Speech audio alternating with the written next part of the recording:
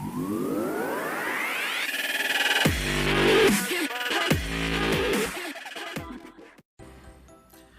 what's up guys, Duke here, and I want to talk to you today quickly about the Fire Elven Ranger SD.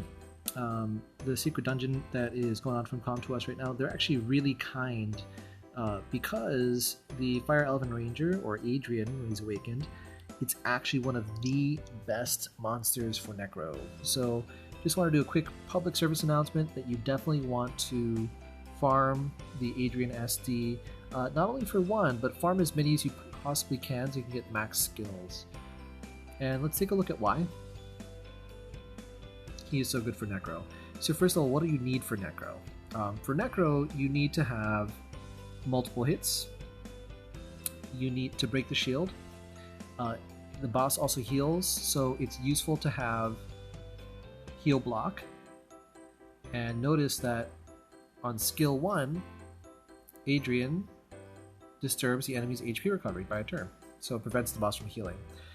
And shoots 2 shots with additional shot based on crit rate. So you want to have his crit rate at either 70%, because he buffs crit rate by 30%, up to 100%. So 70% is the soft cap, so at least 70% crit rate on him, to make sure you always get that extra shot. So that's one thing that's really nice, is multiple hits in Necro. And you notice that his second skill also does 4 multiple hits. Now it says random targets, but remember that in Necro there's only one boss, so all of the hits are going to go to the boss.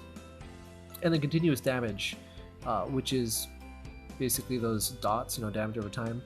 It's very effective at killing the boss quickly as well, so this helps to stack it up. Now those two are nice to have multi-hits, you can do decent damage, but what's even more important is this last skill here, to increase the attack speed. The critical rate is kind of just icing on the cake, but in Necro, your speed is capped. It's like 130-ish or so. But the idea is that you can't push your mobs beyond a certain speed using runes alone, but if you use the attack speed buff, it actually will be able to increase their speed relative to the boss's speed, which makes you go much, much faster. You can get like 2 turns to the boss's 1 at times.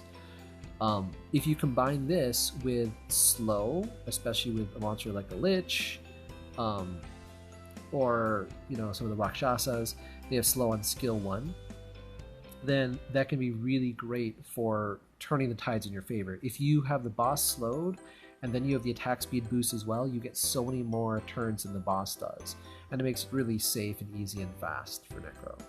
So yeah, Adrian, I highly recommend building for Necro, and that means that if you don't have him, make sure you farm him for this SD, and then make sure you also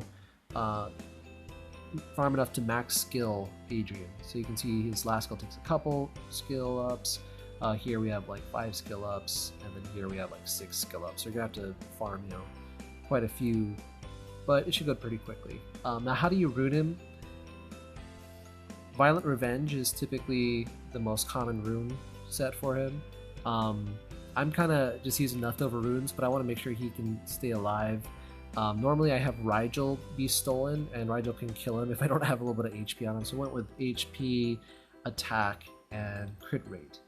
And you notice that mine has 94 crit rate. You can go up to 100, but basically 70 is enough.